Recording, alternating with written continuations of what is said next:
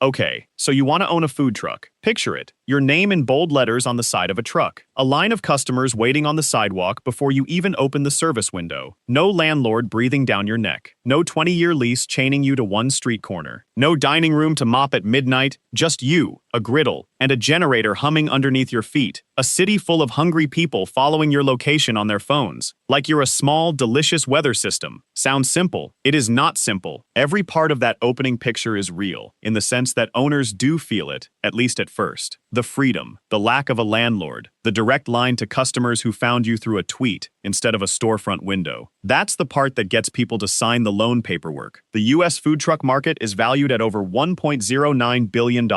It spans roughly 92,000 businesses nationwide. It's growing at an annual rate near 6.6%. That growth is exactly why the fantasy still sells. Every year, thousands of new owners look at those numbers. They see a door standing open for them specifically. The average food truck costs between $50,000 and $250,000 to launch. Most operators land somewhere between $100,000 and $150,000. That's before they sell a single taco. That range alone should tell you something. Nobody agrees on what this business actually costs. Nobody standing in front of a truck for sale is buying the same business twice. Somewhere between that dream and that price tag is where every new owner actually lives, for the first 2 years. Let's open the books. Financing terms matter here too. Equipment loans for food trucks often carry higher interest rates than standard small business loans. Lenders see the collateral as a depreciating, high-mileage asset. That pushes borrowing costs up before the truck even leaves the lot. The truck itself is not one price. It is 3 separate businesses wearing the same paint job. Which one you pick decides almost everything that follows. Buy new, and a custom-built truck runs $75,000 to $200,000. It comes fully outfitted with a hood system, refrigeration, and a generator sized for your menu. Buy used, and you're still looking at $30,000 to $100,000, plus whatever the previous owner's equipment quietly failed to disclose. Rent instead, and the entry fee drops to $2,000 or $3,000 a month. That third option feels like the responsible one, the low-risk one, the one a smart first-time owner would choose. It is not. Then there's the paperwork, which nobody puts in the fantasy. Permits and licenses alone average $28,276 in the first year. That figure covers administrative fees, health inspections, vehicle safety requirements, and zoning approval. But that average number hides a much stranger trap underneath it. Location decides your entry fee before your food ever does. A mobile food permit costs $590 in Minneapolis. The identical permit costs $2,439 in Los Angeles. In Boston, the same piece of paper costs $17,066. Same truck, same menu, same dream, a wildly different price of admission, decided by a zip code you don't control. The truck isn't the vehicle, it's the down payment on a decade of debt with a horn, and almost none of that startup total is paid in cash. Most new owners finance the truck itself through equipment loans. Then they finance the build-out separately, through a second loan. That stacks 2 interest payments on a business that hasn't served one customer yet. Kitchen equipment alone runs another $10,000 to $50,000. The hood system, the fryers, the refrigeration required to pass inspection, all layered on top of whatever the truck itself cost. By the time the first burner is lit, most owners already carry debt on 3 separate line items: the vehicle, the kitchen inside it, the paperwork required to legally use either one, and the truck itself keeps costing money long after the purchase closes. A commercial kitchen on wheels lives on a vehicle chassis that ages like any vehicle, except this one also carries a generator, a hood system, and refrigeration units running almost every hour it's parked. Routine maintenance on that combination runs well beyond a normal delivery van. A single major breakdown can sideline the entire business for days or weeks. A failed generator, a cracked hood duct, a transmission issue. No revenue arrives while the repair bill grows. Here is where it gets interesting. Renting looked like the smart move going in. Lower entry cost, lower risk, an easy exit if the concept doesn't take off. But run the math past the first 2 years and the picture changes fast. 24 months of rental payments at $2,000 to $3,000 a month adds up. $48,000 to $72,000. Spent gone, untouchable, and at the end of those 2 years, you own nothing. Not the truck, not the wrap, not the fryer bolted to the floor. Every payment built someone else's asset, not yours. Compare that number to the $28,276 average first-year cost of simply staying legal before a single sandwich is sold. Insurance, health permits, fire suppression inspections, business licenses, vehicle registration, zoning sign-off. None of it touches the truck itself. All of it is legally required before the truck can touch a paying customer. The two costs run side by side, silently, for the entire first year. The lease was never on the truck. It was on your first 2 years of profit. Branding and signage add another $2,000 to $8,000. The professional wrap, the logo, the menu board design, that has to look finished on day one. There is no soft opening for a vehicle parked in public. A basic digital presence adds another $500 to $2,000. The website and social profiles the whole business will eventually depend on for its location broadcasts. None of these costs build equity. All of them are simply the price of being allowed to open at all. So the truck is bought, the papers are signed, the wrap is on the side panel. The generator turns over for the first time. Now the money has to actually show up. This is where the fantasy usually lives. The line down the block. The sold-out sign hung by 2 in the afternoon. The local news segment. The average food truck brings in $20,000 to $50,000 a month. It depends on location, cuisine, and how many people happen to walk by. Net profit margins on that revenue land between 6 and 10% after every cost is paid. That's the number nobody puts on the thumbnail, because 6 to 10% doesn't photograph well. Most people never think about this part. The obvious revenue is daily lunch service. Park somewhere with foot traffic, serve food fast, repeat 5 or 6 days a week, but lunch service has a hard ceiling built into the truck's own architecture. There is only so much square footage inside, only so many burners running at once, only so many hands working in a space the size of a walk-in closet. One well-documented Los Angeles operation topped out at roughly 200 customers per shift, a hard physical limit, no matter how long the line got outside. So revenue has to layer, or the business stalls at that ceiling forever. Catering fills the gaps. Daily service can't reach. Private events, office lunches, weddings, paid as a flat fee instead of per sandwich, none of the parking spot uncertainty of street service. Licensing your recipes, your brand, or your name is the layer almost nobody pictures. A second truck, a food hall stall, or a packaged retail product carrying your name. That final, least obvious stream usually separates the 6-figure operators from the ones still living shift to shift 5 years in. The menu was never the product, the parking spot was. Special events add a fourth layer on top of lunch, catering, and licensing. Festivals, farmers markets, and street fairs often charge a vendor fee up front. That fee can run several $100s per event, paid whether or not the crowd shows up. It's a bet the operator makes before a single order comes in. Catering contracts typically pay a flat rate per event, not per plate. That guarantees the truck's revenue, regardless of how many guests show up. It's exactly why experienced operators chase catering as hard as they chase street corners. Licensing deals go a step further. They let an operator collect a fee or royalty from a second truck or a retail product carrying their name. It's the only revenue layer in this business that scales without the owner's own 2 hands. Weather is the layer underneath all the others, and no owner can plan around it. Food trucks depend on foot traffic outdoors. A rainy week or a cold snap can erase a month's projected revenue without a single mistake being made. Catering exists partly to insulate against that exact risk. Indoor private events don't cancel because of weather the way sidewalk service does. Operators who build a real catering pipeline early tend to survive the slow seasons that quietly end everyone else. Now the bleed begins, and it never really stops. Every dollar that walks in through the service window has company waiting on the other side of the ledger. Insurance runs $2,000 to $5,000 a year, split between general liability, commercial auto, and workers' compensation if you're hiring staff. Food cost alone typically eats 28 to 35% of every dollar sold, before payroll even enters the conversation. Fuel, propane, and generator maintenance are daily expenses, not monthly ones. The truck burns money just sitting with the engine running. A commissary agreement, required in nearly every jurisdiction, adds its own separate rent on top of all of it. Read that again. One documented chicken sandwich truck spent $451,000 just to open its doors. It then faced $25,500 in monthly operating costs. Its first full year of existence cost $467,500 total, before a single dollar of profit could honestly be claimed. That is the drumbeat underneath every food truck's cheerful Instagram page. Rent, fuel, food cost, insurance, staff wages, repeat, forever. Whether or not the line outside is actually long, every dollar earned parks next to a dollar already spent. Propane alone can run several $100s a month for a busy truck. Fuel for the vehicle itself adds another few hundred on top, depending on how far the truck travels between spots. Neither cost shows up until the first bill arrives, usually after the excitement of opening week has already worn off. Insurance itself isn't one policy either. It's a stack of three. General liability alone runs $500 to $2,000 a year. Commercial auto coverage adds $1,500 to $3,000. Workers' compensation stacks on top the moment a single employee is hired. Skip any one of the three, and a single accident can end the business. A kitchen fire, a customer injury, faster than a slow month ever could. Staffing adds its own quiet pressure to that ledger. A single food truck typically runs on 2 to 4 people, working shoulder to shoulder. Workers' compensation coverage runs roughly $30 per employee every month. Turnover is constant, in an industry built on physical exhaustion and unpredictable hours. Training costs repeat themselves every few months, quietly, without ever showing up as their own line on anyone's spreadsheet. Payment processing quietly takes its own cut too, usually between 2 and 3% of every card transaction. Cash-only trucks have largely disappeared, so nearly every transaction pays this fee. On a truck grossing $30,000 a month, that's roughly $600 to $900 a month, simply for the privilege of letting customers tap their phone instead of counting out cash. Food cost itself isn't fixed either. A bad month for beef or produce prices moves that 28 to 35% figure without warning. A truck with a thin enough margin has no cushion to absorb the swing. And here is the trap almost nobody sees coming. Buried in the fine print of the permit application, the entire fantasy of the food truck is mobility. No fixed address, no 4 walls. Park anywhere the crowd gathers. Chase the demand. Own the whole city instead of one rented corner. That is the pitch every new truck owner buys into on day one, often before they've even bought the truck itself. Here is the actual mechanism sitting underneath that pitch. In nearly every U.S. state and county, a food truck cannot legally operate alone. It needs a signed agreement tying it to a commissary, a fixed, licensed commercial kitchen where it preps food in bulk, dumps wastewater, and refills clean water. No signed commissary agreement means no mobile food permit. No permit means no truck on the street, mobile or not, however good the tacos are. Even Texas, which passed a law in 2023 narrowing this requirement, still leaves most operators needing external kitchen access. Prep space, walk-in refrigeration, and commercial equipment the truck simply cannot carry on board. A small handful of states carve out narrow exceptions. Oregon and Washington allow limited prep trucks doing simple assembly work to skip the traditional commissary. California permits a home kitchen exception under strict conditions, but these exceptions are built for ice cream carts and pre-packaged coffee stands, not for a truck cooking food to order. For nearly every food truck actually preparing meals, the commissary agreement isn't optional. It's a document the health department requires before the permit application is even reviewed. This is legal. This is normal. Nobody hides this requirement on purpose. It's simply never the headline. Every food truck guide leads with the truck, the menu, and the wrap design. The commissary clause sits buried in paragraph 12 of the permit application, where almost nobody reads closely before signing. So the truck sold to you as an escape from the fixed location restaurant is, by law, tethered to one anyway. Every single day it operates. You are not paying rent once, the way the fantasy promised. You are paying rent twice. Once on wheels, and once on the fixed kitchen the wheels are legally required to answer to. The trap isn't the parking ticket. It's the kitchen you were told you didn't need. The industry's own survival numbers reflect this hidden double rent. Roughly 40% of food trucks are still operating 3 years after opening. That's often framed as a win against brick-and-mortar restaurants, where roughly 60% close in that window. But framed the other way, 60% of food trucks do not survive to that 3-year mark. Undone not by bad food, but by the stacked, invisible cost of running 2 kitchens under one business name. The commissary agreement is the quiet variable neither statistic explains on its own. Here is where it gets interesting. To understand why this business is shaped the way it is, go back to November of 2008 in Los Angeles. A trained fine dining chef named Roy Choi launched a small, dented truck called Kogi, alongside co-founders Mark Manguera and Caroline Shin. It served Korean barbecue folded into Mexican-style tacos, a fusion nobody had put on 4 wheels before that moment. Before Kogi rolled out, food trucks around Los Angeles mostly served day laborers and late-night club crowds. Choi's food, and his fine dining pedigree behind the wheel, changed the entire category almost overnight. What actually made Kogi work wasn't just the tacos, as good as they were. It was Twitter, then barely 2 years old. The truck had no fixed address to advertise, so it tweeted its next location before arriving. A line would already be forming on the sidewalk by the time the truck pulled up. Within months, imitators were launching in every major American city, copying not just the fusion food, but the live broadcast model underneath it. That single design decision replaced a fixed storefront with a live, constantly updated social feed. It is now permanently baked into the DNA of every food truck business on the road today. Whether the current owner has ever heard Roy Choi's name or not, you are not simply running a kitchen on wheels, however it was pitched to you. You are running a live broadcast every single operating day, or the wheels underneath you don't matter at all. Kogi didn't sell tacos. It sold a location you had to chase. Before Kogi, most food trucks in American cities served a narrow, low-visibility customer base. They rarely drew any real press attention or civic interest. Choi's success forced city governments to notice the category for the first time. That's part of why today's permit and commissary rules were written or tightened in the years right after 2008. The rules caught up to the boom his single truck accidentally started. The spread happened fast, and it happened everywhere at once. Within 2 years of Kogi's launch, gourmet trucks modeled on Choi's format had opened in nearly every major American city. Each one inherited the same dependency on a live audience checking a feed. Choi himself went on to open acclaimed restaurants and publish a best-selling memoir. He later appeared on Time's list of the world's most influential people, proof the model could build an empire. It rarely mentions how many imitators the same model quietly buried along the way. Most people never think about this part, right up until it ends their business. But the clearest evidence of how this business kills its owners isn't a theory. It has a name, a full set of real numbers, and a documented ending. In late 2009, 2 UCLA graduates, Jennifer Green and Misa Chien, launched a Vietnamese sandwich truck in Los Angeles. They called it Nom Nom Truck. They started with $25,000, combining family investment and personal savings. They rented their first truck and wrapped it in a green monster logo. Within a year, they had national press and a runner-up finish on the Food Network's Great Food Truck Race. Their social media following grew into the tens of thousands. In 2010, Nom Nom Truck brought in $332,072. That's even after losing 2 full months of revenue while filming the television competition. The founders publicly projected the business would reach $1.2 million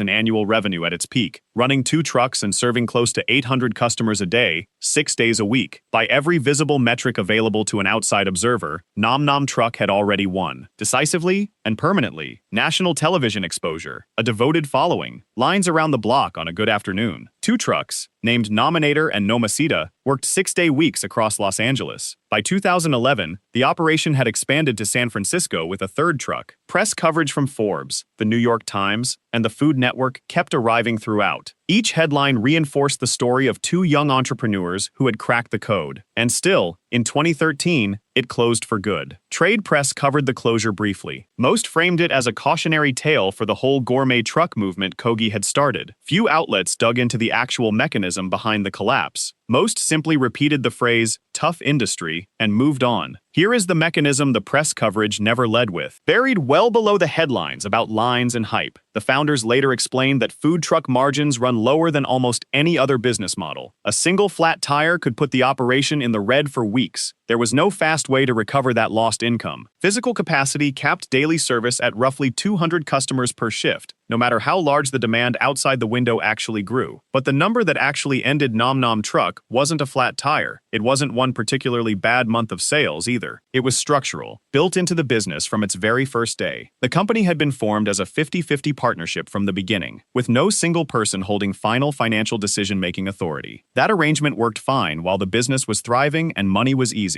It stopped working the moment the 2 partners had to agree on a fair selling price. For the company they had built together, they simply could not. One founder later wrote that the business chased what she called the shiny object for 2 years. That meant building out public vending shifts and street presence. The far more profitable catering side of the business sat underdeveloped until it was almost too late to matter. By the time catering finally became the focus, the partnership had already frayed, past the point where a pivot could save it. The lesson she drew from the wreckage was blunt. A business needs one person with the actual authority to make the final call. Nom Nom Truck never had one. Nom Nom didn't die from bad tacos. It died from an org chart with no tiebreaker. So look again at what you were actually buying. Back when this all started with a truck, a wrap, and a dream of finally answering to no landlord, look at the full ledger, laid end to end. One more time. You bought a business that requires a second, fixed commercial kitchen by law, even though it was sold to you as the escape from fixed kitchens entirely. You bought a business that requires a permanent live broadcast of your daily location, because that specific model was set in 2008 and never meaningfully replaced. You bought a business with a hard physical ceiling on how many people it can serve per hour, no matter how good the food is or how far the line stretches. And you bought a business where the biggest threat to survival usually isn't the weather, it isn't the competition parked 2 blocks over, or one bad online review. It's whether the people who own the business with you can still agree on anything once the money runs thin. Read that again. None of this means the food truck is fundamentally a bad business, or that nobody should ever start one. Roughly 92,000 of them are operating across the country right now. A meaningful share of their owners are doing fine. Some are doing well. A small number are building genuine wealth on 4 wheels. But every one of them signed the same commissary agreement you would sign. Every one of them inherited the same Twitter-shaped broadcast obligation Roy Choi built into the category. Every one of them hit the same 200 customer ceiling on a good day, whether they noticed it or not. The truck was never really the business. The truck, it turns out, was the smallest cost on the entire ledger, the single least likely thing to actually end you. What ends food truck owners is the fixed rent they were promised they'd escaped, the daily broadcast they can never fully stop performing, and a partnership structure nobody thought to build correctly before the first tire ever turned. Every fantasy in this business points the same direction, away from 4 walls, away from a landlord, away from anything fixed in place. The books tell a different story. A commissary lease is fixed. A permit tied to a single zip code is fixed. A broadcast obligation with no day off is, in its own way, more demanding than any storefront's hours. The wheels were always the least binding, least expensive, least dangerous part of the entire arrangement. You didn't escape the kitchen, you just paid for 2 of them.